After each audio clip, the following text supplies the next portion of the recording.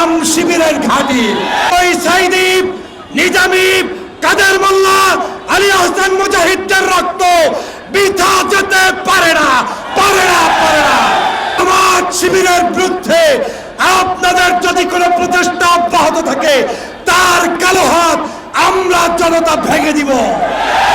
বাদ ভাঙা জোয়ারে উচ্ছ্বাসিত আমার প্রাণ প্রিয় জনতা, আসসালামু আলাইকুম ওয়া রাহমাতুল্লাহি ওয়া বারাকাতুহু। এই নতুন বাংলাদেশ আমরা পেয়েছি শুধুমাত্র আজকের এই যারা গত 16 বছর জুলুম অত্যাচার স্বীকার করেছে, ফাঁসির কাস্টে গিয়ে জীবন দিয়েছে, তাদের কারণে আজ নতুন বাংলাদেশ পেয়েছি। ঠিক কিনা বলো?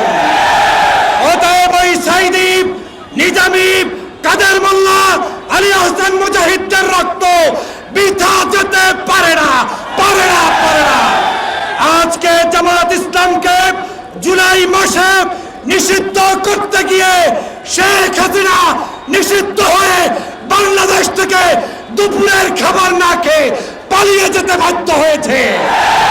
অতএব মাননীয় প্রধানমন্ত্রী জনাব তারেক রহমান, আমরা জিয়া পরিবারকে সম্মান করি, শ্রদ্ধা করি, দেশপ্রেমিক হিসেবে তাদেরকে আমরা জেনেছি, কিন্তু বর্তমান সময়ে জামাত শিবিরের বিরুদ্ধে আপনাদের যদি কোনো প্রচেষ্টা অব্যাহত থাকে, তার কালো হাত আমরা জনতা ভেঙে দিব।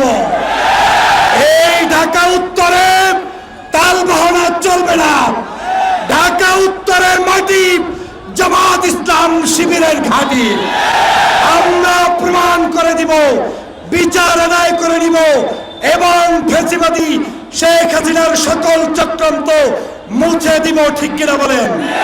প্রিয় ভাইরা, শেষ কথা বলছি, গত কয়েকদিন পর্যন্ত বাংলাদেশে ষড়যন্ত্রের বীজ বোনা শুরু হয়েছে।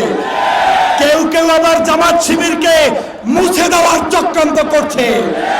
বাংলাদেশ থাকতে, এই জমিনে মানুষ থাকতে অন্ততপক্ষে জামাত শিবির মুছে দিতে পারবে না।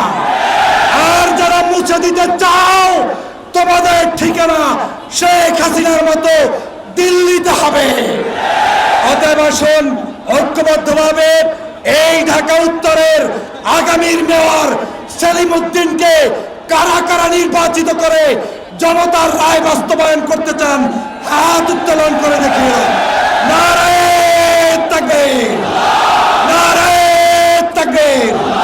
বাংলাদেশ জামাত ইসলাম, মিয়া গোলাম পরোয়ার, জনাব সেলিম উদ্দিন।